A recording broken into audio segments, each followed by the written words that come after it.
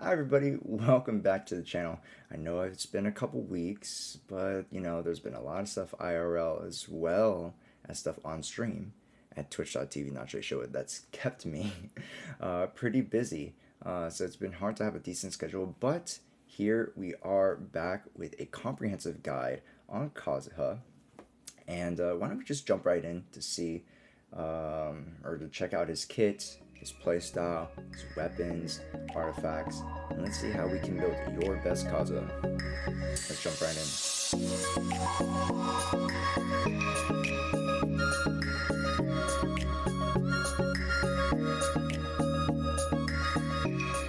So, if you've been blessed by the Genshin gods and received your own copy of Kazuha, you must be wondering, Josh, what do I do with the character and how do I build him? Well, why don't we start by discussing what Kazuha brings to the table and what kind of roles he's able to use, or roles he's able to fill on a team.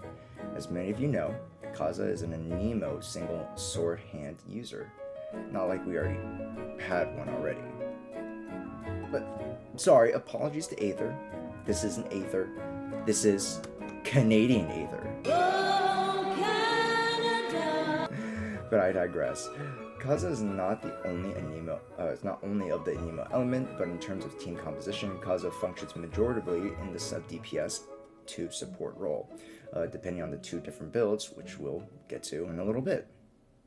Now that we have a base idea of what Kazuha is as a character, let's start to dive into his kit and see why we put in those two, in those particular boxes. So, his first skill, or the first elemental skill, is called Chihayaburu. It is an amalgam of Venti's first skill to create a wind shoot, Jean's big old suck, and Xiao's plunging dive. When Kazuha plunges, the attack is converted into Anemo damage, but is still derived as a plunge attack. With Kazuha's first ascension, called Samen's swordsmanship, whenever element Chihayaburu comes into contact with, it will absorb that element and deal elemental damage of the same element at 200% of the attack. This skill, alongside his other talent passive, the Poetics of Fubutsu, will enhance the elemental damage, not EM damage, of the element that skill swirls, scaled off of Kazuha's flat EM based stat. So, I know that's a little bit confusing, but basically, use Kazuha's based elemental mastery stat, then convert that into a multiplier for the elemental damage boost that whatever the element that was swirled with has. So let's say Pyro was swirled, then Pyro would gain a percentage elemental damage boost based off of Kazuha's elemental mastery. And it's also well to note that there are two variations of the skill. There's the tap, and then there's the hold. The difference in the hold versus the tap really lies in the slight damage boost and the small vacuum that I mentioned earlier, as well as in the initial pull of the skill, it has a greater AoE. And you must be like, Josh, you've been talking a lot about the first skill. Like, does it do that much? And the answer is yes. It truly is the bread and butter of Kazuha's kit, as it's able to not only create swirl, do a lot of burst damage, can, incite a lot of elemental reaction damage, but it also has crowd control. Not many characters in the game can boast skills that are able to control space. Venti's gravity bomb, you have Zhongli's meatball, you have Jean's suck. Now Kazuha has a bit of it himself by adding a small vacuum at the end, as well as that giant vortex on the first part of the activation of the skill. Now, for the second skill, the ultimate, called the Kazuha Slash. It sounds like a Pokemon screaming its name when it wants to attack. But the Elemental Burst skill will create a field much like the 8 trigrams 64 palm and will absorb an element by well, it's weird because in the script it says it'll absorb an element by absorbing another element. Wow, that is the dumbest shit I've ever. It will boost the elemental damage, not EM reaction damage of the same type. I definitely need to reiterate that. The skill after that will perform several strikes of AoE Anemo damage, which honestly is a slightly bit underwhelming, but I guess after the first skill he has, anything is. Oh yeah, also, why don't we take a small minute to talk about how Kazuha is able to absorb these elements, because it's not always necessarily the first one he sees. If there are multiple reactions going on, there's a priority list on which element will be absorbed and boosted over another. The list of elements from greatest to least priority is Pyro, Hydro, Electro, then Cryo. Please keep in mind that if you're trying to incite certain reactions and possibly create your own team rotations based off the combos you would want to produce, that would be Pyro, Hydro, Electro, then Cryo. Just remember the acronym FEC? FEC. FEC.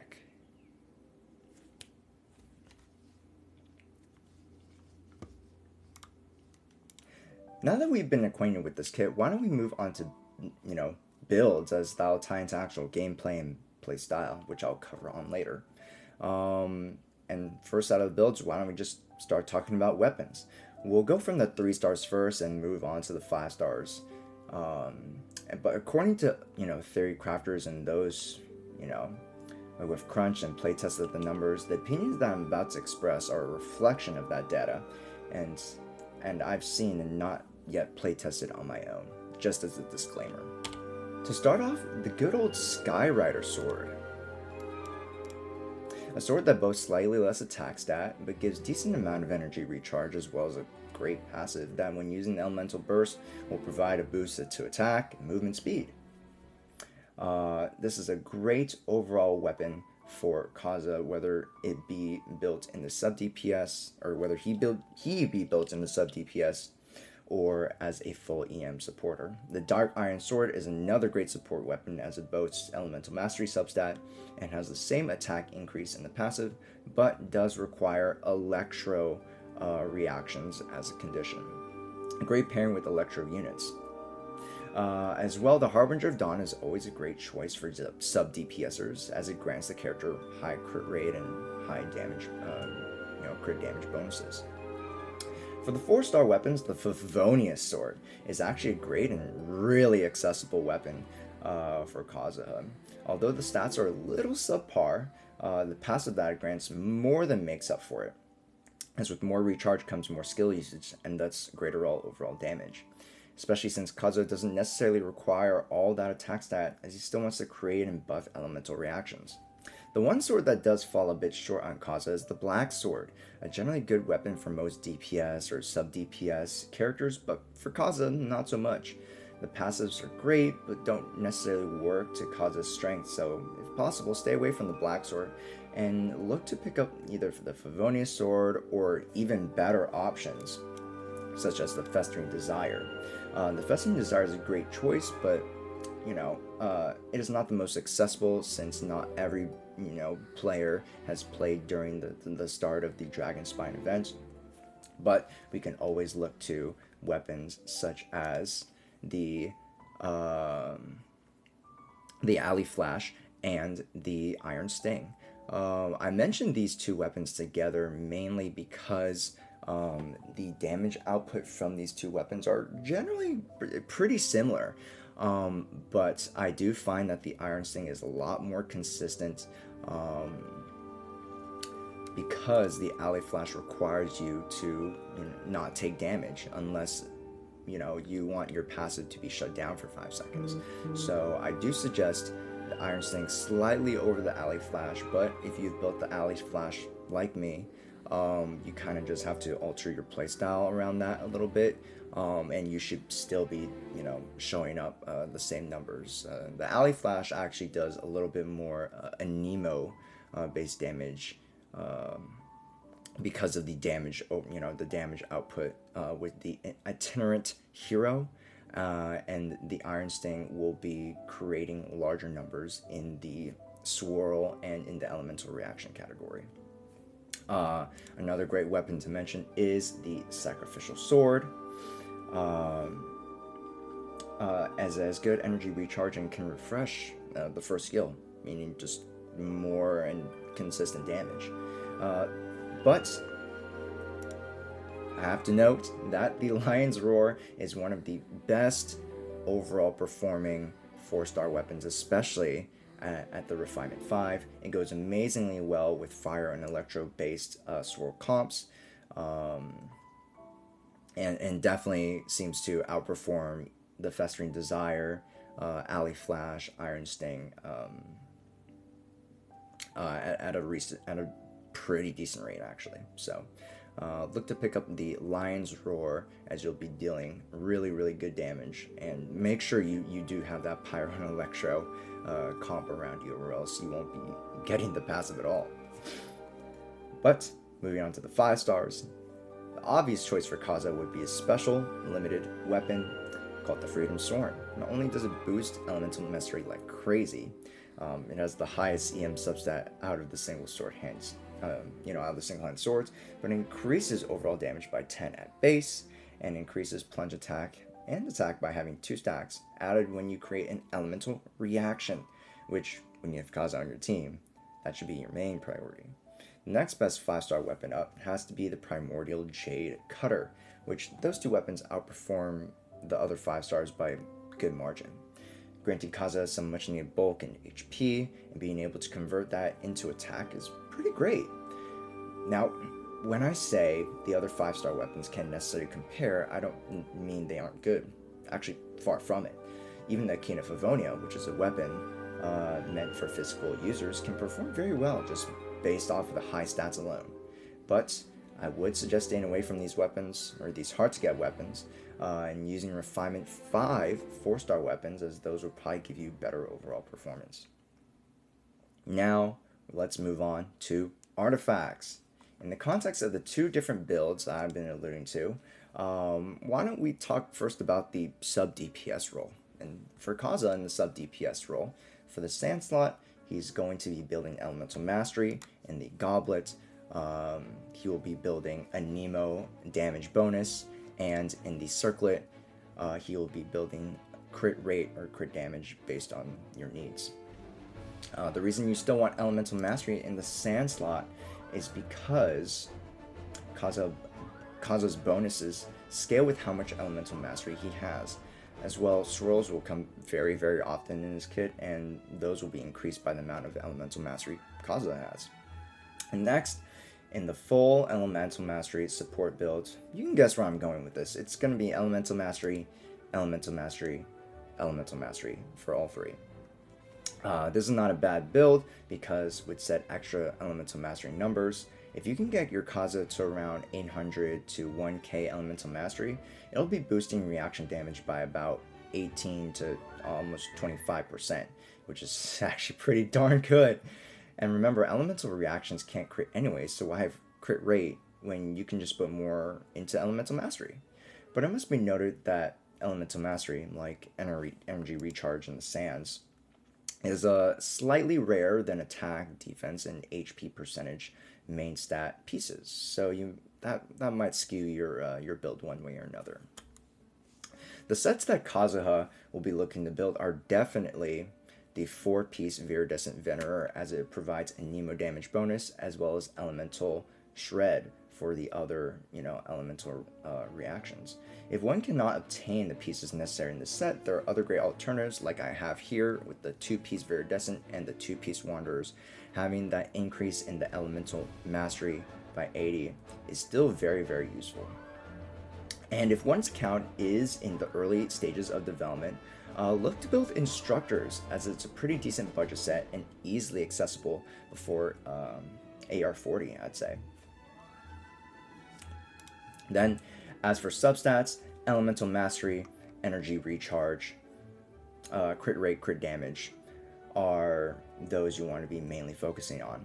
And for a lot of the Genshin veterans, I know you guys must be wondering, with Elemental Mastery and stacking that much Elemental Mastery, especially with the support EM build, There's diminishing returns, especially if you get a little too high. But to that I say, at that point, like, how much elemental mastery are you genuinely building? And if you are actually, trying to get over 1K plus, you basically already know what you want to be doing with that, with that particular piece. And that's pretty much boosting other characters' elemental damage within your team, not necessarily Kaza's. So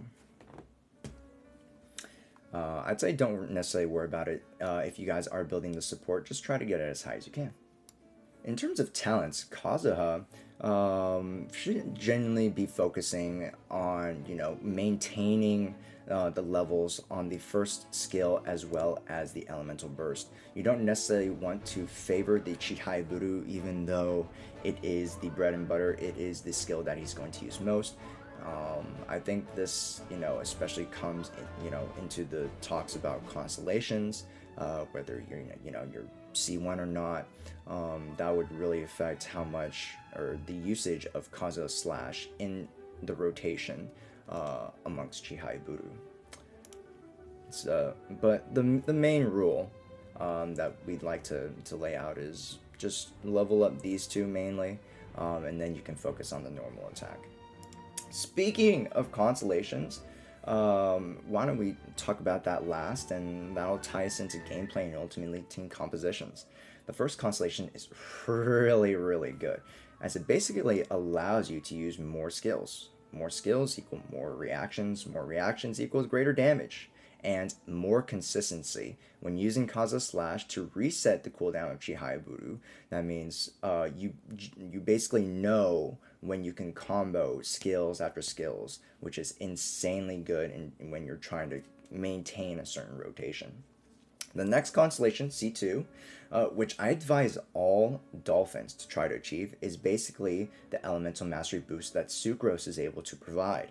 Although the conditions are slightly altered, which changes the gameplay as the application is slightly different, the 200 Elemental Mastery boost amongst Sucrose's max 400 EM ultimately it comes out to being the same on the field, contrary to the numbers on paper.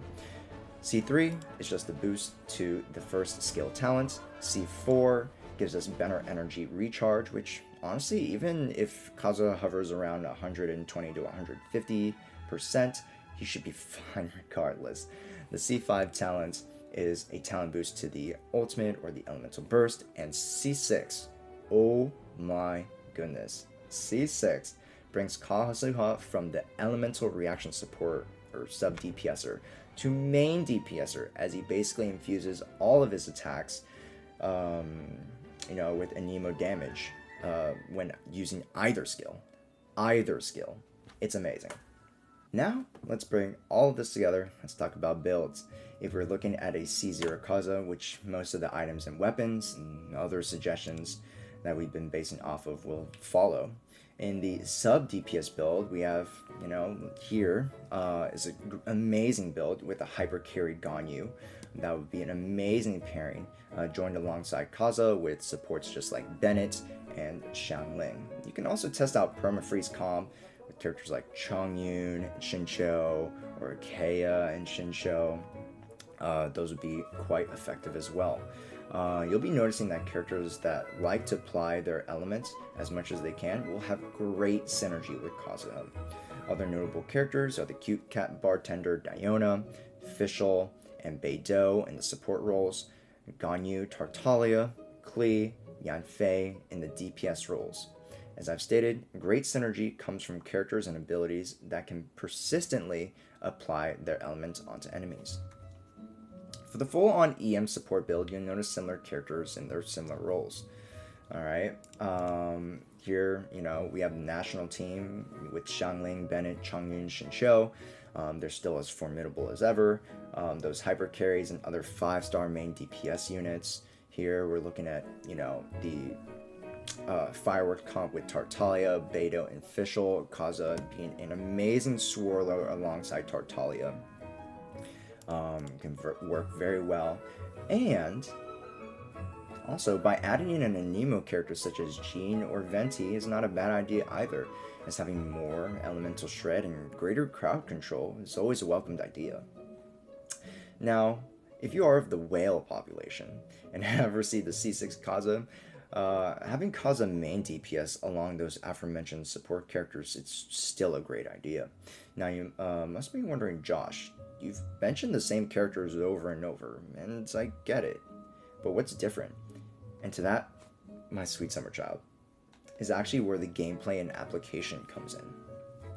As I don't want to touch too much onto this because optimal gameplay was never my strong suit, the 3 different builds, including the main DPS Kaza can do based on constellations and weapons, artifacts, combos, affects the rotation that Kazuha will be in and how much time he's allotted on the floor.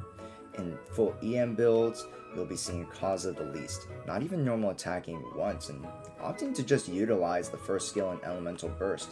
With the sub DPS, there are moments when charge attacks can be quite useful, and the Anemo damage will be quite punishing for enemies. So instead of opting for more reaction damage, the damage will come more from his Anemo-based parts of his kit. And finally, for main DPS, you can expect to build him much like Zhao for big PP Anemo damage, and having characters around him to support said damage like Bennett, Zhongli, even Mona are great ideas and great team members.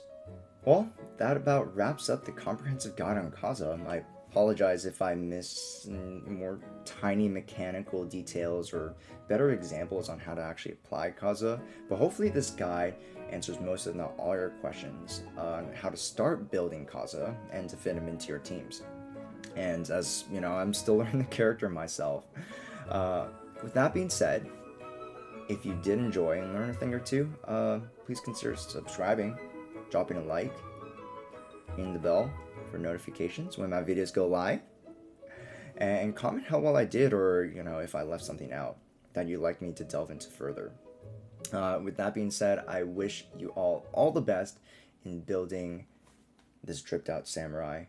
And until next time, which will probably be another guide video like this, or maybe reaction to 1.7, wink wink. Stay happy, stay healthy. We'll catch you then. Josh out.